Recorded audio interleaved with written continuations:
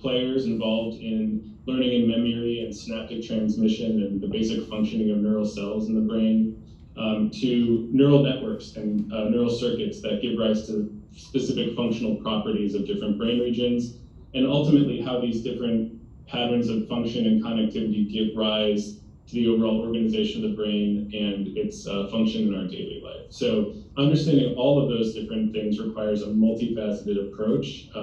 And we have multiple research group leaders, these are the lab heads at Max Planck, Florida, who study the nervous system in all different ways. Salil Bidet is one of our most recent faculty members to join us in Jupiter. He studies the fruit fly and how neuronal control of locomotion is achieved in different circuits in the brain. Our CEO and scientific director, David Fitzpatrick, who I did my postdoc with, studies the visual system of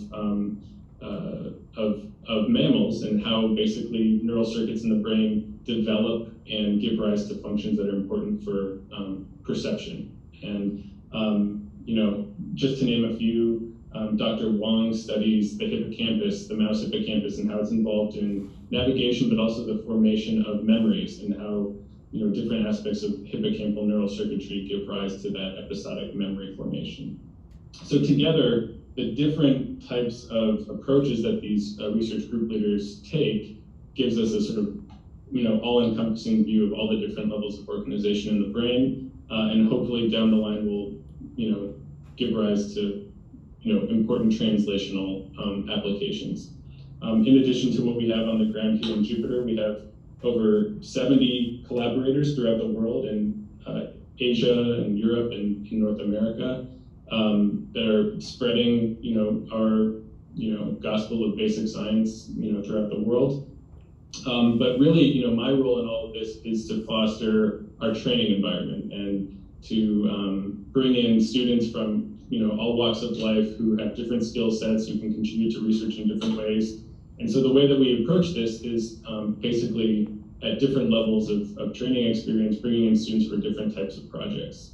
And that starts with high school students. So we have a high school summer internship, and we bring in students who work for basically a full-time job for about 6 weeks during the summer, and they come up with great things. Diego here is one of our all-stars. He started as a high school summer intern, but eventually ended up finishing his master's degree at FAU and worked at Max Planck the entire time. He's now actually going to Harvard Law School. He's actually in Boston right now. So his trajectory was basically to completely revolutionize MPFI's data science infrastructure. So he came in with a really strong programming background, and he developed software that is being used today in our electron microscopy core for automating the analysis of these really high resolution images of synapses in the brain. And I think his success story speaks volumes to the type of training environment that we have here. We also have undergraduate students. Most of our undergrads come from FAU. We're on FAU's campus, so we have a fairly tight relationship with them. On the call earlier, I had a former Palm Beach State College student, Skylar Anthony, who's now an undergraduate researcher at MPFI. She's currently an honors student at FAU working towards a neuroscience degree. And one thing that a lot of our undergrads have in common is that they go on to do great things. Many of them go on to medical school, many of them go on to graduate school, but they all contribute pretty heavily to the research environment here at the Institute. And then after our undergrads, we have a post-bac program. This is for people who basically are looking for a gap year between undergraduate and graduate school. And the post-bac program is phenomenal. It's a full-time job. It's paid. You have enough to afford an apartment and live nearby in Jupiter and do your research for a year. And the program also facilitates all of the application to graduate school, and you have people to workshop your essays and all that stuff. Gives you time to work on your GREs. But really, it's a chance to concentrate for a full year on a dedicated research project that you can have a really strong foothold in. Diego and Eleanor are two of our all-stars, and while they're going to be moving on soon, they're leaving us with this gold digger program that they've developed, which is, as I said, this automated way of analyzing electron microscopy data. Electron microscopy data is very work intensive. It takes up a tremendous amount of storage space, but also you need somebody to go in and actually analyze the anatomical structures that you see in the images. But they've actually developed machine learning tools and AI tools to take on a lot of that work and automate that process, which enhances the productivity of the Institute. And this is the type of work that our students are able to do here. I think that, I'm going to skip over some of this, but if you're ever interested in this type of research experience, the type of thing that we offer is, if you want to work for course credit, if you're in a place that can basically, you can do independent research projects for credit. Most of our students work about 10 to 20 hours per week for credit. Some more, some less. It kind of depends on where you are in your project. If you're working on a thesis, oftentimes that will end up being basically a full-time job, doing the research and writing and all that stuff. And our research group leaders, I think, are really good at taking on students who need an independent project and plugging them into existing projects in their lab. And then beyond our undergrads, our postbac students go on to great graduate programs throughout the country. Some go to medical school, many go to graduate school for neuroscience. We've had a lot that end up in other Max Planck institutes in Europe, for instance, working with great scientists in Germany. And then, our training keeps going. We have graduate students pursuing PhDs through our Impress program. This is Dan Wilson, who's now a postdoc at Harvard. He came in and worked in David Fitzpatrick's lab on the functional organization of synaptic inputs in visual cortex, along with a postdoc in the lab, Ben Scholl, who combined a lot of electrophysiology and imaging techniques to understand a lot of the basic functional properties of the visual system. So as you can see, from high school students to research group leader, there's this whole spectrum of training experience that we're trying to bring into the Institute, and everybody is able to work on different projects with different skill sets that hopefully will increase our understanding of how the nervous system works, which we think is a fundamental problem for society. And I'm a little short on time. I want to definitely leave time for you guys to ask some questions. There are ways to sort of see us out in the world. We've partnered with art institutes like the Frost Museum, the South Florida Science Center. We collaborated with them on their Journey Inside the Human Brain exhibit, which is actually pretty fantastic. Even though I helped build one of the exhibits, I do think the overall thing is really great. So it's sort of a shameless plug. And then once more in-person stuff gets up and running, we have a local Science Meets Music event that happens, I think, roughly monthly during the spring, where we have an elite scientist from somewhere in the world, oftentimes another Max Planck Institute in Germany, come and tell us about the research, and you get to hear an excellent musical performance too. It's sort of a concert and science lecture series that we offer. And then coming up, we're going to have a brain exploration day is being planned for 2022, along with our 10-year anniversary celebrations, and hopefully those events will be open to the public so that people can come actually visit the Institute, maybe get a tour, and see a little bit more about the research that's going on here. So I am happy to answer any questions you guys have about the research going on here, about how people can get involved, what types of skill sets we're looking for in our trainings, like what makes a productive undergraduate researcher, that sort of thing, or any other questions you have about neuroscience. I am a neuroscientist, so if you have questions about the brain, I'm happy to answer that too. Yeah, thank you for your time. Appreciate it. Yay! Thanks, Joe. Joe, I just wanted to say, I don't know if anyone told you, while they were giving their presentations, my boss was showing me a note, tour at 11:30, and I thought she was asking if it was okay if we changed it to 11:30, and I said, yeah. So there was just a miscommunication on that, so I really apologize that, it looked like we flaked out at 11, but we so appreciate the information you gave us, and God, that sounds so cool, all of it.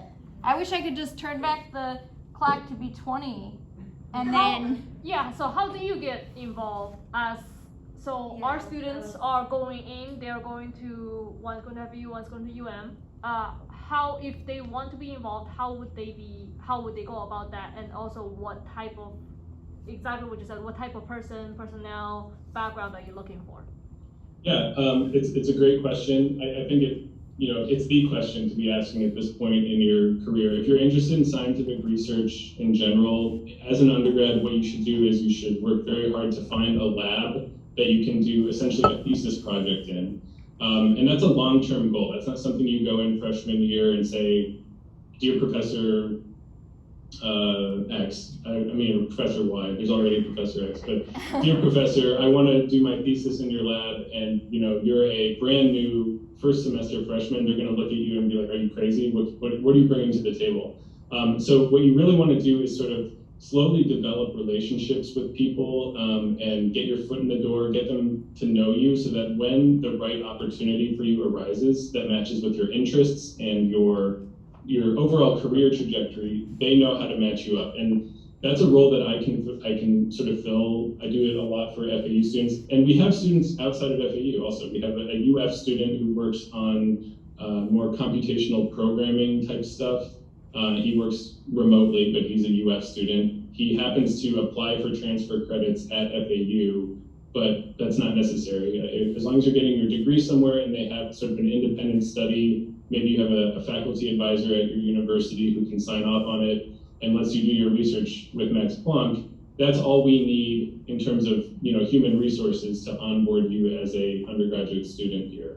Now, in terms of how you would go about doing that, the first thing I would recommend is actually to send me your CV and a research statement.